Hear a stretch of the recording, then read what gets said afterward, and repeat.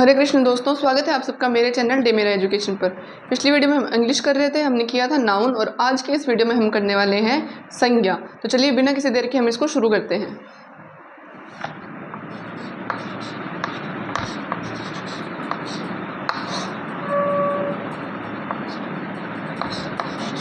जैसे कि इंग्लिश में क्या कहते हैं, नाउन कहते हैं। तो चलिए मैं आपको एक सेंटेंस लिख के दिखाती हूँ। पहले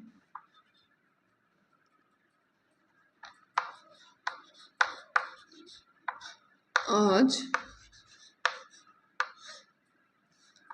मकर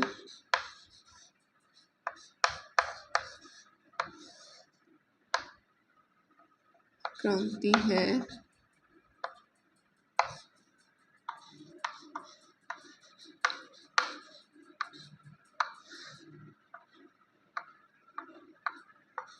गुजरात में यह त्योहार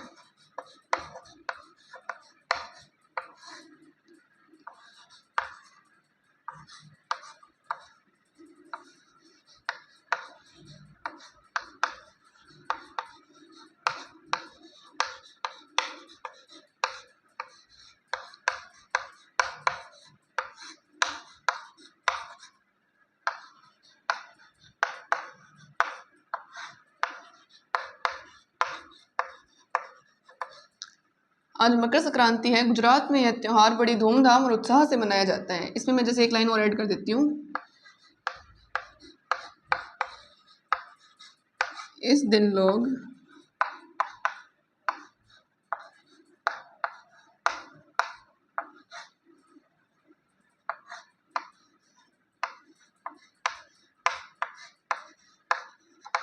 पतंग उड़ाते हैं। जैसे मैंने एक ये 2-3 लाइन्स का एक पैराग्राफ लिखा। इसमें जैसे मकर संक्रांति, गुजरात, धूमधाम, उत्साह, तो ये सब क्या है? किसी स्थान, भाव, ये उन सब का नाम है। तो इन्हें हम क्या बोलते हैं? संज्ञा बोलते हैं। तो चलो अब संज्ञा की डेफिनेशन लिखते हैं कि इससे आप समझ जाओगे संज्ञा क्या होती है। मकर संक्रांति, गुजरात क्या है? किसी जगह का नाम है। उत्साह क्या है? एक भाव है। धूमधाम क्या है? एक भाव है। पतंग क्या है? एक वस्तु का नाम है। लोग क्या है? किसी समूह का नाम है ना। तो संज्ञा की डेफिनेशन लिखते हैं।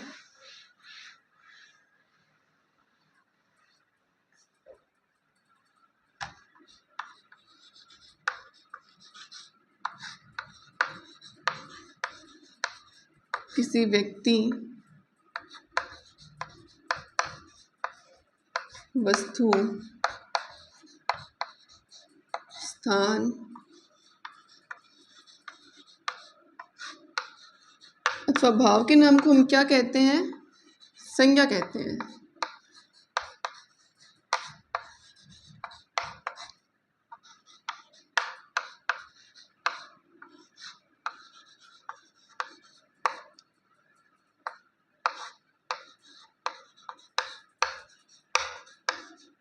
जैसे कि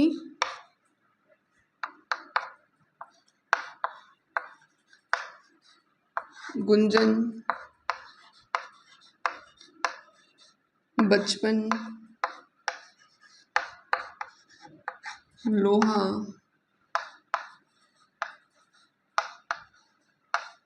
दिनेश, उत्साह, घृणा, या मैंने यमुना लिख दिया। तो ये सारी क्या है? संज्ञाएं हैं, क्योंकि ये क्या है? किसी स्थान, व्यक्ति या भाव के नाम है। तो इनको हम क्या बोलते हैं? संज्ञा बोलते हैं। अब देखो संज्ञा के भेद कितने होते हैं।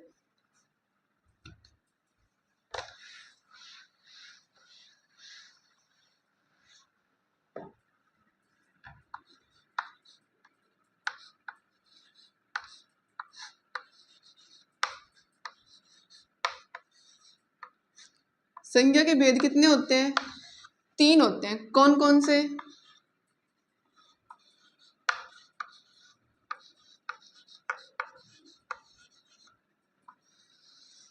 व्यक्तिवाचक संज्ञा,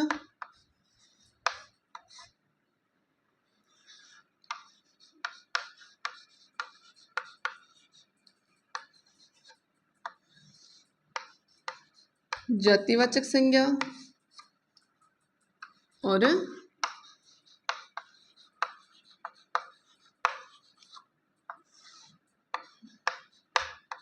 भाववाचक संज्ञा।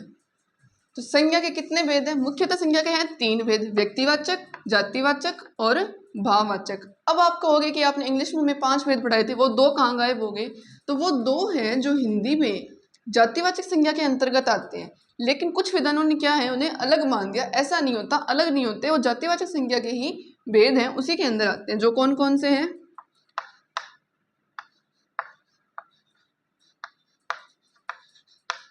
समूहवाचक, या फिर आप समुदायवाचक भी लिख सकते हो,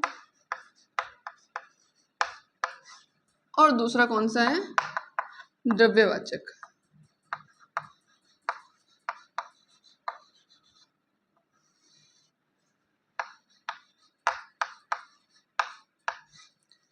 तो देखो हिंदी में संज्ञा के कितने भेद हैं? मुख्यतः 3। कौन कौन से? व्यक्तिवाचक संज्ञा, जातिवाचक संज्ञा और भाववाचक संज्ञा। और जो 2 बच गए, कौन से? समूहवाचक और द्रव्यवाचक, वो हिंदी में आते हैं जातिवाचक संज्ञा के अंतर्गत। तो चलिए सबसे पहले हम किसको पढ़ेंगे? व्यक्तिवाचक संज्ञा को स्टडी करेंगे।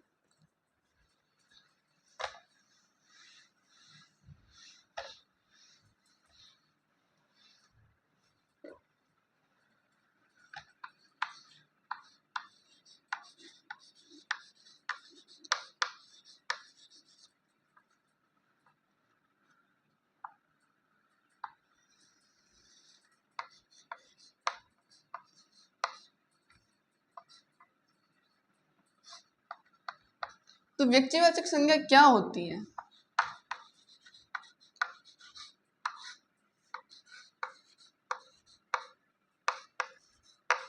किसी विशेष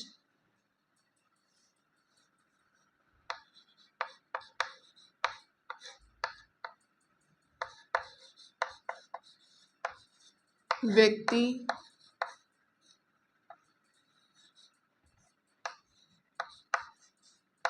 स्थान,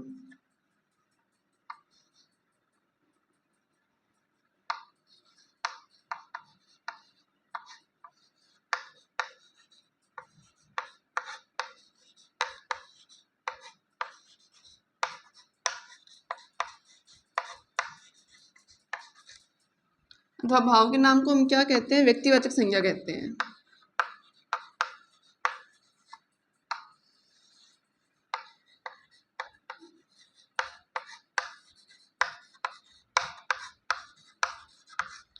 तो संज्ञा क्या थी कि किसी व्यक्ति, वस्तु, स्थान अथवा भाव के नाम को हम संज्ञा कहते हैं। उसी डेफिनेशन में आप क्या लगा दो? विशेष लगा दो। किसी विशेष व्यक्ति, स्थान, वस्तु अथवा भाव के नाम को हम क्या कहते हैं? व्यक्तिवाचक संज्ञा कहते हैं। एग्जांपल्स देखो, जैसे मैंने लिखा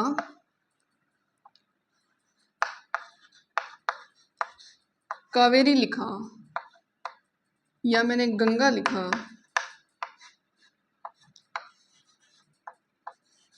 मैंने कंचन लिखा। तो ये सब क्या है? किसी कावेरी है, गंगा है, क्या है? नदियों के नाम है, किसी विशेष नदी का नाम है। कंचन है तो ये भी क्या है? किसी विशेष लड़की का नाम है। या मैं यहाँ पे लिख दूं आगरा, ये क्या है? किसी विशेष स्थान का नाम है। जयपुर, ये भी क्या है? किसी विशेष स्थान का नाम है। तो इन्हीं को हम क्या बोलते हैं? व्यक्तिवाचक संज्ञा बोलते हैं। जो हमें क्या कराए? ये भाव दे कि वो बाकी सबसे किसी एक भाव में अलग है, उन्हें क्या बोलते हैं? व्यक्तिवाचक संज्ञा बोलते हैं। इसका एग्जांपल देखो, सेंटेंस में यूज करते हैं हम इसे।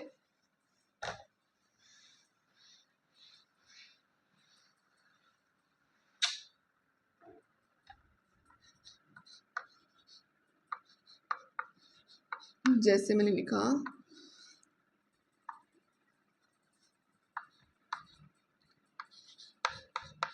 राजस्थान पत्रिका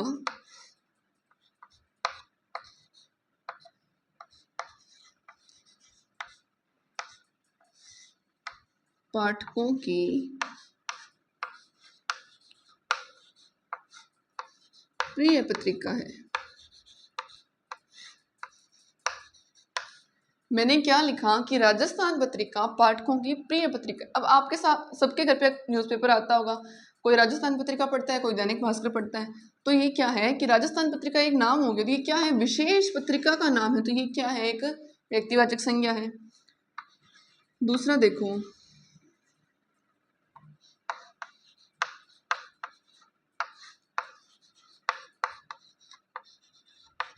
विराट कोहली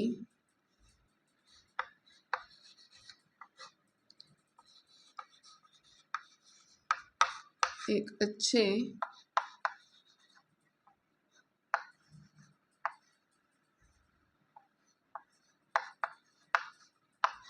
क्रिकेटर है। मैंने लिखा कि विराट कोहली एक अच्छे क्रिकेटर है। तो ये विराट कोहली क्या है, किसी स्पेशल पर्सन का नेम है ना, क्रिकेटर का नेम है। तो ये क्या हुआ, ये भी एक व्यक्तिवाचक संज्ञा हुई। तो जो किसी विशेष व्यक्ति, स्थान अथवा भाव का हमें बोध कराए उसे हम क्या बोलते हैं, व्यक्तिवाचक संज्ञा बोलते हैं। या इसका एग्जाम्पल एक आप और भी ले सकते हो कि जयपुर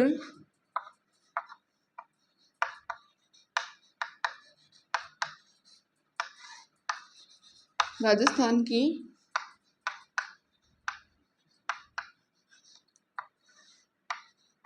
राजधानी। इसमें क्या, जयपुर क्या है, किसी स्थान विशेष का नाम है, राजस्थान में क्या है, किसी स्थान विशेष का नाम है। तो ये दोनों ही क्या है, व्यक्तिवाचक संज्ञा है। अब पढ़ेंगे जातिवाचक संज्ञा के बारे में।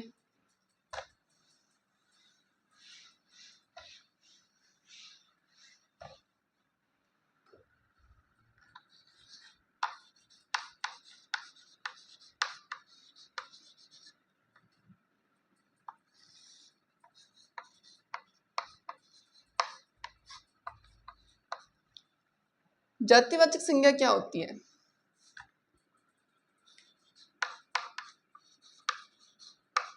जो हमें किसी व्यक्ति, वस्तु,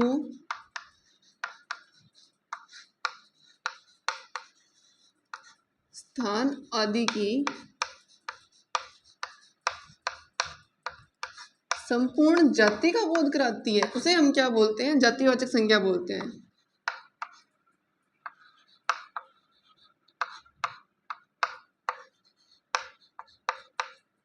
उन्हें हम क्या बोलते हैं, जातिवाचक संज्ञा बोलते हैं। जैसे हमने क्या लिखा, कावेरी और गंगा लिखा था। इसमें हम क्या लिख देंगे, दोनों ही क्या है, नदियां लिख दिया मैंने लड़की लिख दिया,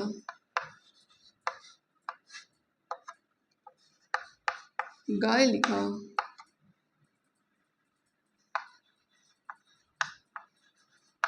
लड़का लिखा। ये क्या कर रहे हैं, हमें संपूर्ण जाति का बोध करा रहे हैं। इन्हें हम क्या बोलते हैं, जातिवाचक संज्ञा बोलते हैं। अब इनको सेंटेंस में यूज करो।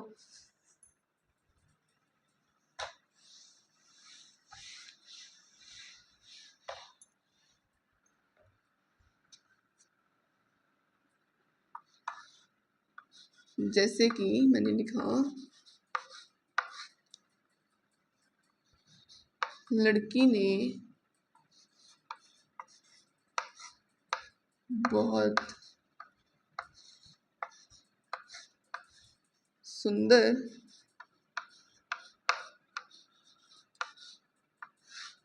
रंगोली, लड़की ने बहुत सुंदर रंगोली बनाई। मैंने ये सेंटेंस लिखा, ठीक है। तो इसमें लड़की क्या है, हमें संपूर्ण जाति का बोध करा रही है, इसीलिए हम क्या बोलेंगे, लड़की क्या है, एक जातिवाचक संज्ञा है। सॉरी,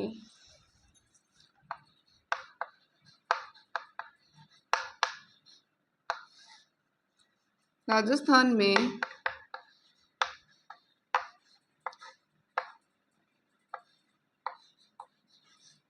बहुत सी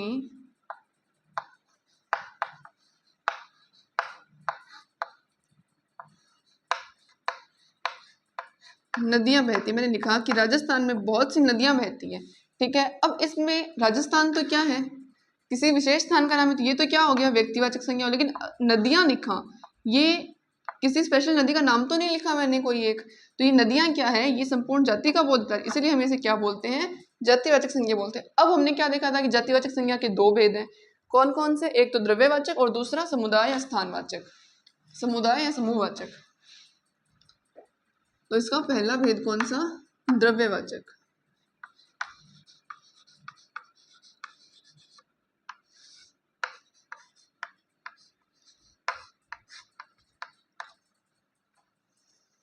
द्रव्यवाचक संज्ञा कौन सी होती है?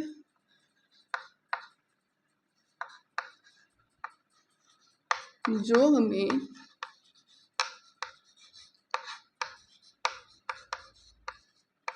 किसी वस्तु के द्रव्य या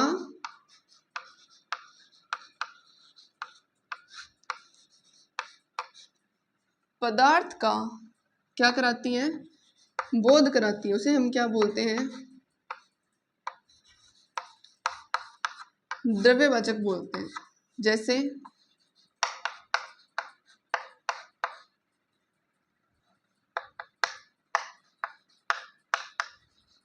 सोना, लोहा, दूध इत्यादि। ये सारी क्या है? हमें क्या करा रही है? किसी द्रव्य का बोध करा रही है या क्या कर रही है? पदार्थ का बोध करा रही है। इन्हें हम क्या बोलते हैं? द्रव्यवाचक संज्ञा बोलते हैं। जैसे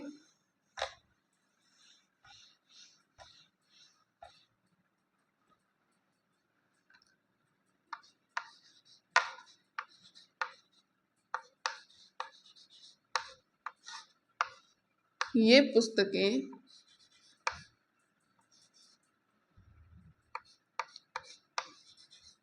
लोहे की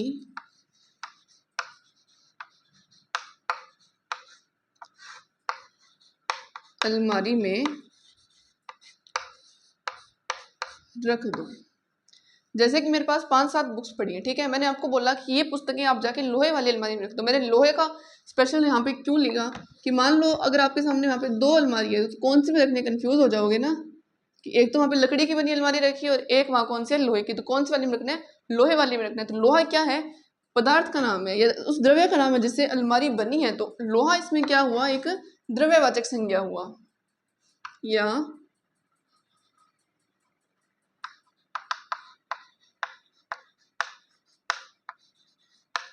रसमलाई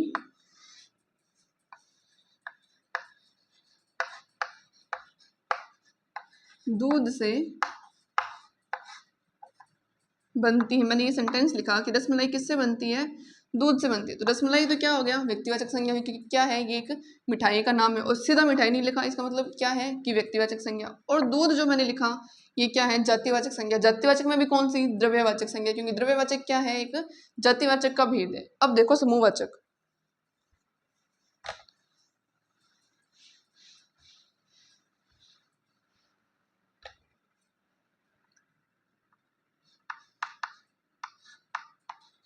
आप समूहवाचक भी लिख सकते हो या क्या लिख सकते हो?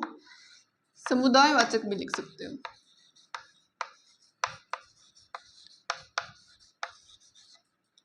तो समूहवाचक या समुदायवाचक संज्ञाएं कौन सी होती हैं? जो हमें किसका बोध कराए? किसी समूह या फिर समुदाय का बोध कराती है। उसे हम क्या बोलते हैं? समूहवाचक या फिर समुदायवाचक संज्ञाएं।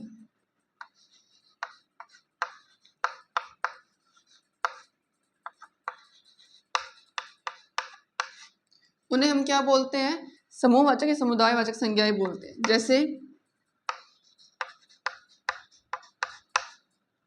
क्या लिखोगे? भीड़,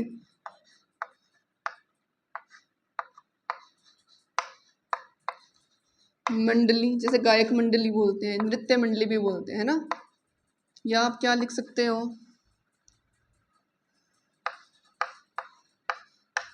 गुच्छा,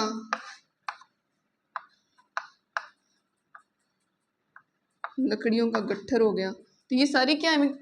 किसका बोध करा रही है? किसी समूह का बोध करा रही है ना। भीड़ क्या होती है? लोगों का एक ग्रुप होता है। मंडली किसी भी, जैसे गायकों की मंडली हो सकती है या नृत्यकों की मंडली हो सकती है। गुच्छा अंगूरों का गुच्छा होता है, चाबियों का गुच्छा होता है। ये क्या कर रहे हैं? हमें एक समूह का बोध करा रहे हैं। इन्हें हम क्या बोलते हैं? समूहवाचक या फिर समुदायवाचक संज्ञा बोलते हैं।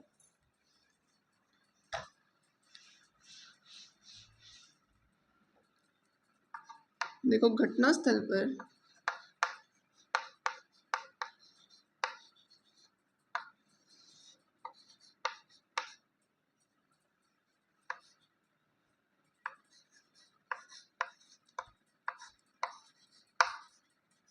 भीड़ जमा हो गई। मैंने लिखा कि घटनास्थल पर भीड़ जमा हो गई। तो जैसे कोई एक्सीडेंट होता है, कहीं जा रहे होते हैं, तो वहाँ क्या होता है कि बहुत सारे लोग उसके आसपास इकट्ठा हो जाते हैं ना देखने के लिए क्या हुआ। तो घटनास्थल पर भीड़ जमा, अब भीड़ है ये क्या कर रहा है, एक लोगों के ग्रुप का हमें बता रहा है कि यहाँ पे इतने सारे लोग इकट्ठा हो गए। तो ये क्या है, उन लोगों का क्या हुआ, समूह हुआ। तो ये कौन सी हुई, समूहवाचक या फिर समुदायवाचक संज्ञा,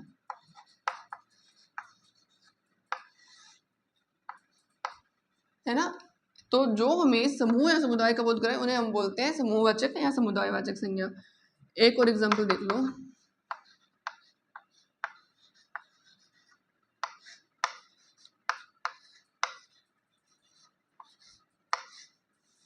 गायक मंडली ने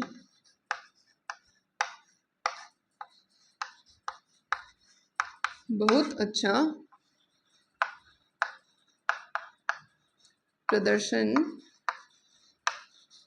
किया, कि उन्होंने बहुत ही अच्छे तरीके से गाया, बहुत ही अच्छे भजन गाए या जो भी है कोई भी सॉन्ग्स गाए। तो गायक मंडली ने बहुत अच्छा प्रदर्शन किया। तो मंडली क्या है, 5-7 लोगों का ग्रुप होगा कोई, उसी को उसने मंडली बोला। तो ये क्या हुआ, समूहवाचक या समुदायवाचक संज्ञा। और समूहवाचक और समुदायवाचक किसका पार्ट है, जातिवाचक। जातिवाचक के कौन से कितने भेद, 2, कौन कौन से, द्रव्यवाचक या फिर समूहवाचक संज्ञाएं। अब पढ़ो भाववाचक के बारे में।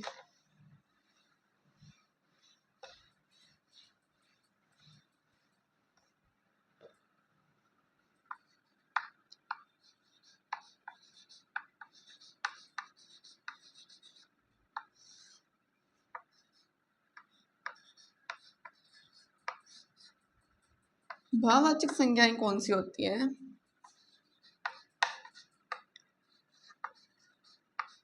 जो हमें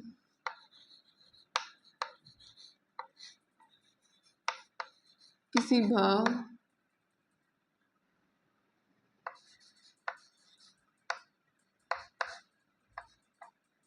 प्रेम, घृणा, ये सारे क्या हो गए, भाव ही हो गए ना।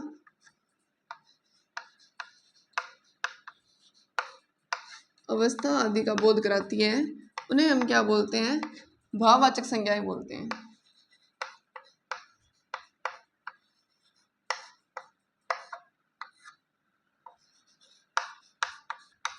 उन्हें हम बोलते हैं भाववाचक संज्ञाएं, जैसे कि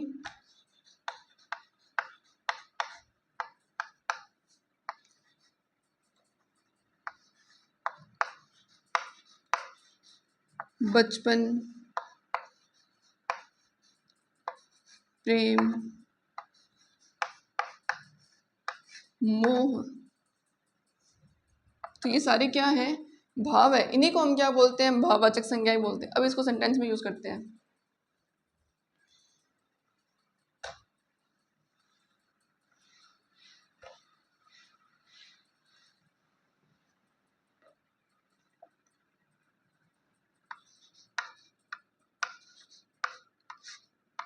बच्चे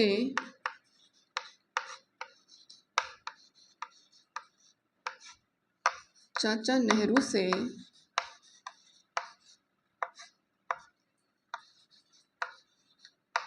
बहुत प्रेम करते थे। मैंने सेंटेंस लिखा कि बच्चे चाचा नेहरू से बहुत प्रेम करते थे। तो ये प्रेम क्या है, एक भाव है। और भाव को ही हम क्या बोलते हैं, जो हमें भाव का बोध करें उन्हीं को हम क्या बोलते हैं, भाववाचक संज्ञाएं बोलते हैं, है ना।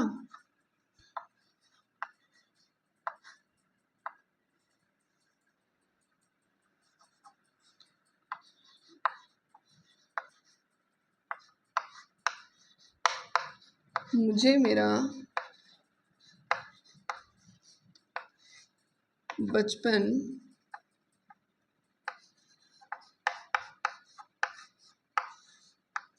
लौटा दो। तो ये बचपन क्या है, एक अवस्था है ना। तो ये क्या हुआ, भाववाचक संज्ञा हुई। जैसे कई बार आप पूछते हो कि अगर आपको 3 विशेष दी जाए या आपको कोई एक विश दी जाए तो आप क्या करना चाहोगे। तो कुछ लोग बोलते हैं कि हमें वापस से बचपन जीना है, हमें वापस से बच्चा बन के रहना है। तो ये क्या है कि मुझे मेरा बचपन लौटा दो। ये बचपन क्या एक अवस्था है, तो ये क्या हुई, एक भाववाचक संज्ञा हुई, ठीक है। अब देखो, कई बार क्या होता है कि जातिवाचक संज्ञा को हम किसके रूप में प्रयोग करते हैं, व्यक्तिवाचक संज्ञा के रूप में प्रयोग करते हैं।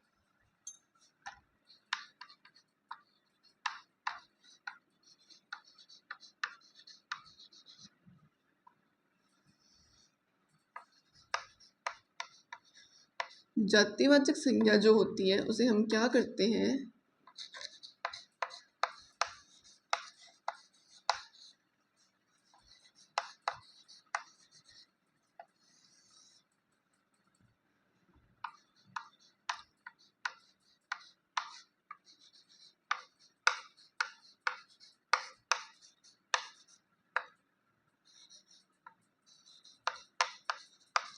जातिवाचक संज्ञा का व्यक्तिवाचक संज्ञा के रूप में प्रयोग। तो देखो कई बार जातिवाचक संज्ञाएं इस तरह से प्रयोग की जाती है कि वो व्यक्तिवाचक संज्ञा के लिए रूढ़ बन जाती है। जैसे कि मैंने यहाँ लिखा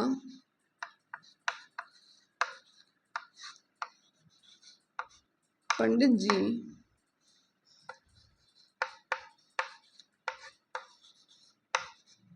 भारत के पहले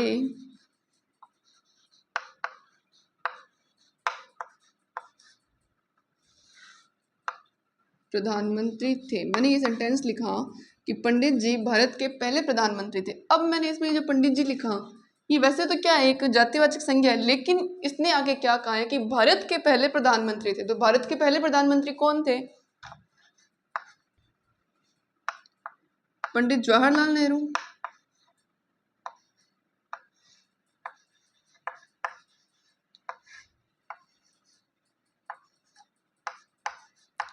तो भारत के पहले प्रधानमंत्री कौन थे? पंडित जवाहरलाल नेहरू जी थे। तो ये क्या है कि पंडित जी भारत के पहले प्रधानमंत्री थे। पंडित जी है तो क्या जातिवाचक संज्ञा, लेकिन इसका उपयोग किस प्रकार हुआ है, एक व्यक्तिवाचक संज्ञा के रूप में प्रयोग हुआ। ये तो हम समझ ही जाएंगे ना कि भारत के पहले प्रधानमंत्री की बात करें तो वो कौन होंगे? पंडित जवाहरलाल नेहरू होंगे, यानी चाचा नेहरू होंगे। ठीक है, या आप क्या लिख सकते हो,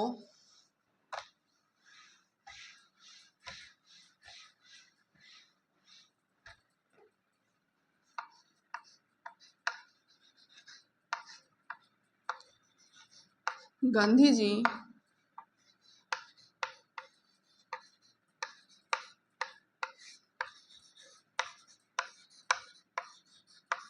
अहिंसा के पुजारी थे। अब मैंने ये लिखा कि गांधी जी अहिंसा के पुजारी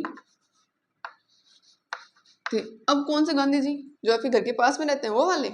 नहीं, किनकी बात हो रही है? महात्मा गांधी जी की बात हो रही है, मोहनदास करमचंद गांधी की बात हो रही है। तो ये क्या हुई, ये है तो क्या एक जातिवाचक संज्ञा, लेकिन इसका प्रयोग किस रूप में हुआ है? एक व्यक्तिवाचक संज्ञा के रूप में हुआ। इसीलिए ये भी तो क्या होता है कि जातिवाचक संज्ञा को भी हम क्या करते हैं, व्यक्तिवाचक संज्ञा के रूप में प्रयोग करते हैं। और इसका उल्टा भी होता है, क्या व्यक्तिवाचक संज्ञा को भी हम क्या करते हैं, जातिवाचक के रूप में प्रयोग करते हैं। अब वो कैसे करते हैं?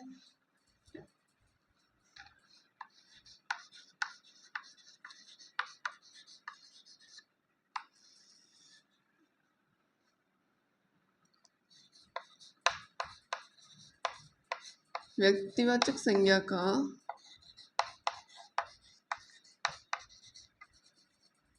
जातिवाचक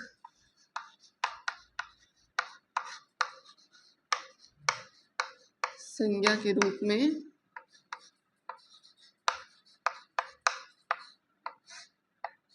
प्रयोग। अब ये सेंटेंस है कि व्यक्तिवाचक संज्ञा का जातिवाचक संज्ञा के रूप में प्रयोग कैसे होता है। देखो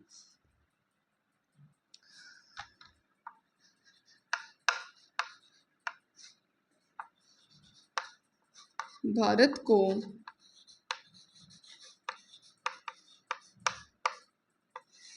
भीषणों से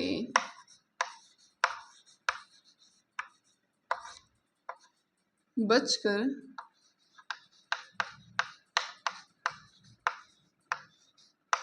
आगे बढ़ना। मैंने सेंटेंस लिखा कि भारत को विभीषणों से बचकर आगे बढ़ना। अब विभीषण तो क्या है, एक व्यक्तिवाचक संज्ञा है ना। क्यों? क्योंकि ये क्या है, किसी स्पेशल पर्सन का नेम है, तो ये क्या है, एक व्यक्तिवाचक संज्ञा है।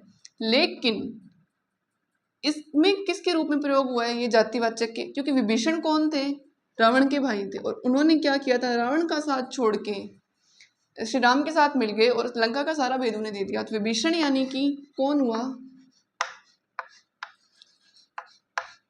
घर का भेदी हुआ ना, घर का भेदी लंका ढाई सुना होगा ना। तो किसी की क्यों यूज किया जाता है कि विभीषण ने क्या किया था, रावण को धोखा देके राम के साथ मिल गए थे, तो भारत को विभीषणों से बचकर आगे बढ़ना है, ये सेंटेंस है। तो इसमें क्या है, ऐसे लोगों की बात की गई है जो घर के भेदी हो, यानी कि जो देश की बात दूसरे देश को पहुंचाए, उन्हें क्या बोलते हैं, विभीषण बोलते हैं। उस रूप में इसका प्रयोग किया गया है। तो भारत को विभीषणों से बचकर आगे बढ़ना है, ये क्या है, एक व्यक्तिवाचक संज्ञा, लेकिन इसका प्रयोग किसके रूप में हुआ है, जातिवाचक के रूप में प्रयोग हुआ है।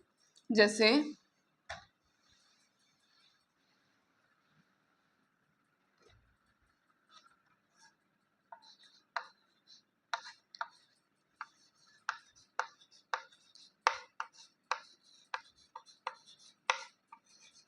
तुम अपने आप को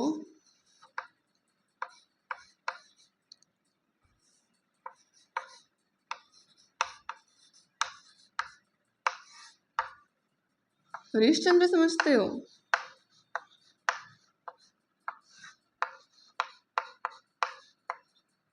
अब हरिश्चंद्र कौन थे? सत्यवादी राजा थे। राजा हरिश्चंद्र जो थे वो सत्यवादी थे, उन्होंने कभी भी झूठ नहीं बोला।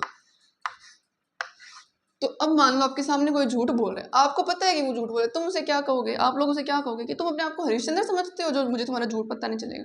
तो हरिश्चंद्र क्या थे, एक सत्यवादी थे, इसीलिए इसे ये है तो क्या व्यक्तिवाचक संज्ञा, लेकिन उपयोग किसके रूप में हुआ, जातिवाचक। तुम अपने आप को हरिश्चंद्र समझते हो, ये सेंटेंस क्या है, इसमें जो हरिश्चंद्र का मैंने उपयोग किया है वो है एक जातिवाचक संज्ञा। अब और क्या होता है कि कई बार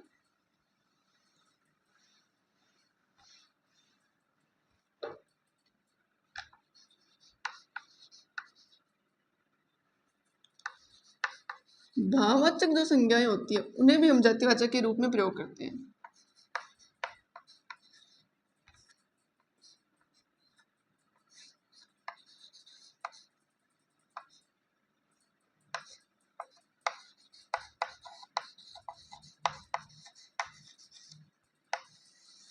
भाववाचक संज्ञा का जातिवाचक संज्ञा के रूप में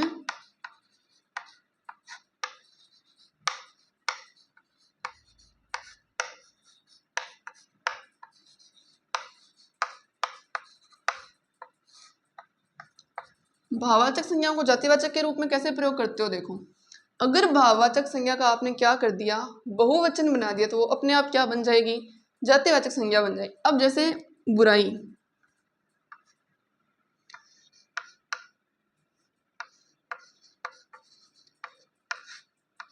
बुराई क्या है, भाववाचक संज्ञा, लेकिन अगर मैं इसका इस तरह से प्रयोग करूं,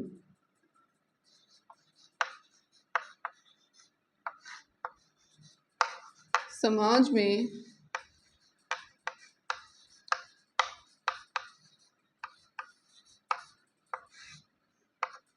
कई बुराइयां व्याप्त है, कि समाज में बहुत सारी बुराइयां हैं, तो ये बुराई तो क्या था, एक भाववाचक संज्ञा थी, ठीक है। बुराई क्या थी, भाववाचक संज्ञा। मैंने इसका क्या बनाया, बहुवचन बनाया, तो ये क्या बन गई, जातिवाचक संज्ञा बन गई। अब जैसे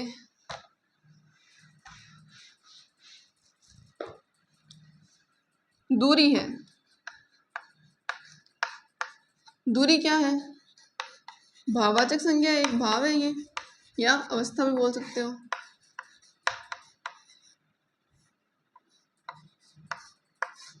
अगर मैं इसका प्रयोग इस तरह से करूं,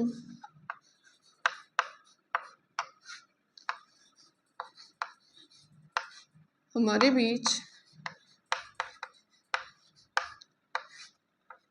दूरियां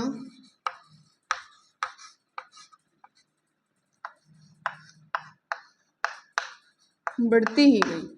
अब मैंने इसका किस तरह से प्रयोग किया, दूरी था तो भाववाचक संज्ञा थी, इसका दूरियां बनाया, दूरियां कैसे बनाया, इसका बहुवचन बनाया दूरी का, तो ये क्या बन गई, एक जातिवाचक संज्ञा बन गई। तो इसी तरह से जातिवाचक को भाववाचक के रूप में, नहीं, भाववाचक को जातिवाचक के रूप में, व्यक्तिवाचक को जातिवाचक और जातिवाचक को भी व्यक्तिवाचक के रूप में प्रयोग किया जाता है। अब हम आगे क्या देखने वाले हैं, कि हम भाववाचक संज्ञाओं का निर्माण कैसे करते हैं। किसका निर्माण? भाववाचक संज्ञाओं का निर्माण देखेंगे। तो हम क्या देख रहे हैं कि हम देख रहे हैं भाववाचक संज्ञाओं का निर्माण कैसे होता है।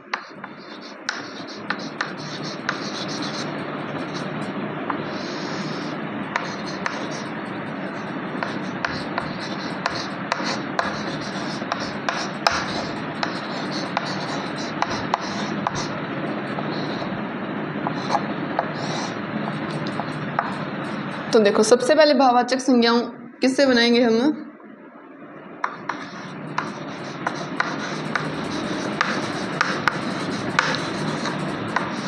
जातिवाचक से क्या बनाएंगे?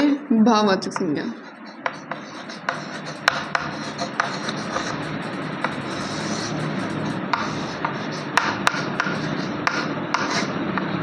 जैसे मैंने लिखा प्रभु, लिखा प्रभु क्या है? एक जातिवाचक संज्ञा, ठीक है। अब मैंने इसमें क्या किया? ता प्रत्यय जोड़ दिया, तो ये क्या बन गया?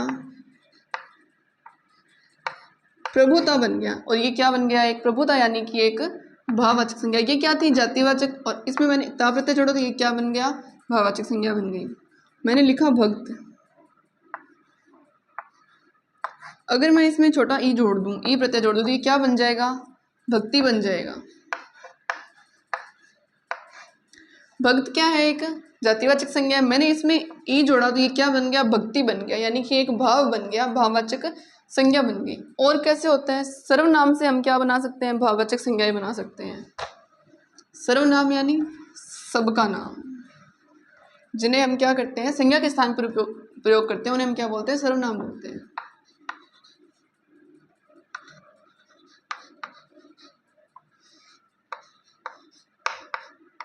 सर्वनाम से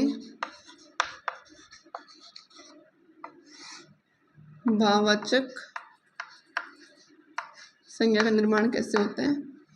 ऐसे मैंने लिखा अपना, ये क्या है? एक सर्वनाम है, मैंने इससे बना दिया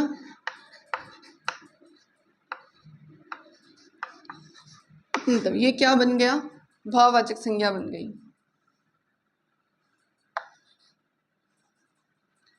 तो सर्वनाम से भाववाचक संज्ञा किस प्रकार बनती है? उसमें कोई भी प्रत्यय जोड़ने से, तो जैसे मैंने इसमें तव प्रत्यय जोड़ा, तो ये क्या बन गया?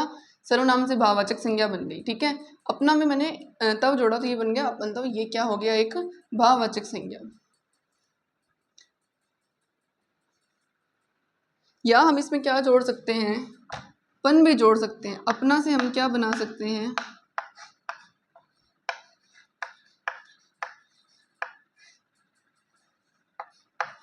अपनापन बना सकते हैं। ये भी क्या है? एक अपनापन, क्या एक भाव है ना। अपनापन होने का खुद का होने का भाव, मतलब किसी से जुड़ने का भाव क्या होता है? अपनापन होता है। ये भी क्या है? एक भाववाचक संज्ञा, ठीक है। और हम किस प्रकार कर सकते हैं? ये सेकंड था। और हम किस प्रकार कर सकते हैं? विशेषण से भाववाचक संज्ञा बना सकते हैं।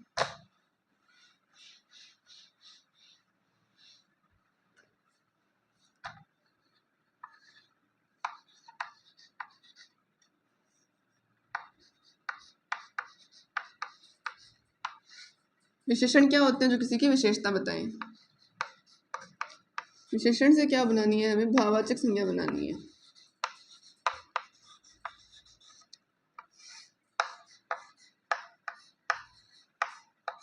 कैसे बनाओगे? जैसे कि साफ से, साफ क्या एक विशेषण है कि वो साफ सुथरा रहता है, मतलब ये उसकी क्या है? विशेषता है। साफ से मैंने बनाया सफाई, तो ये क्या बन गई? भाववाचक संज्ञा बन गई। मैंने लिखा बुरा, बुरा से क्या बनी? बुराई, ये भी क्या है? एक भाववाचक संज्ञा है। यहाँ मैंने लिखा सुंदर, सुंदर से मैंने क्या बना दिया? सुंदरता बना दिया।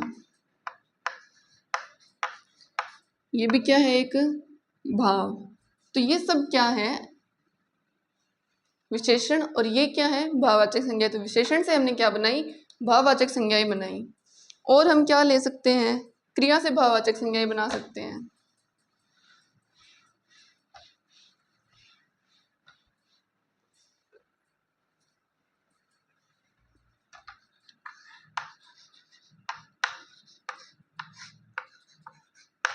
क्रिया से क्या बनानी है, भाववाचक संज्ञा।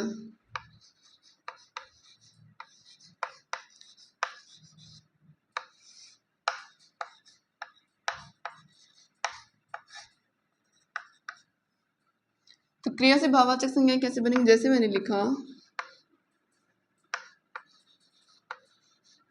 खेलना। खेलना क्या है, एक क्रिया है, क्या कर रहा है, किसी काम के होने का बोध करा रहा है। तो खेलना क्या हुई, एक क्रिया हुई। खेलना से मैंने बना दिया खेल, ये क्या बन गया, भाववाचक संज्ञा बन गई। मैंने लिखा जीतना। जीतना क्या है, एक क्रिया, और वही अगर मैं इसे लिख दूं जीत, तो ये क्या बन गई, एक भाववाचक संज्ञा बन गई। तो इसी तरह हम क्या करते हैं, क्रिया से क्या बनाते हैं, भाववाचक संज्ञाएं बनाते हैं। और हम क्या करते हैं, अव्यय से भी भाववाचक संज्ञाएं बनाते हैं।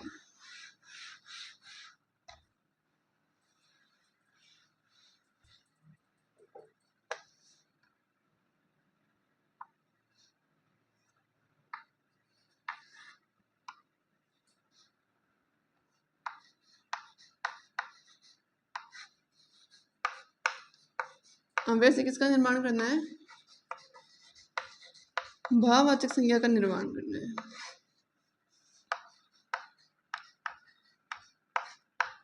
तो अव्यय से भाववाचक संज्ञा कैसे बनाओगे, जैसे मैंने लिखा भीतर, क्या बन गया, भीतरी बन गया। मैंने लिखा दूर, दूर से क्या बन गया, दूरी। मैंने लिखा ऊपर, ऊपर से क्या बना देंगे, ऊपरी। तो इसी प्रकार क्या होता है कि अव्यय से क्या बनती है, भाववाचक संज्ञाएं बनती हैं। तो आज की वीडियो में हमने देखा कि संज्ञाएं क्या होती है, उनके कितने भेद होते हैं। आशा करती हूँ कि आपको वीडियो पसंद आई होगी। मिलते हैं हमारे नेक्स्ट टॉपिक में। राधे राधे।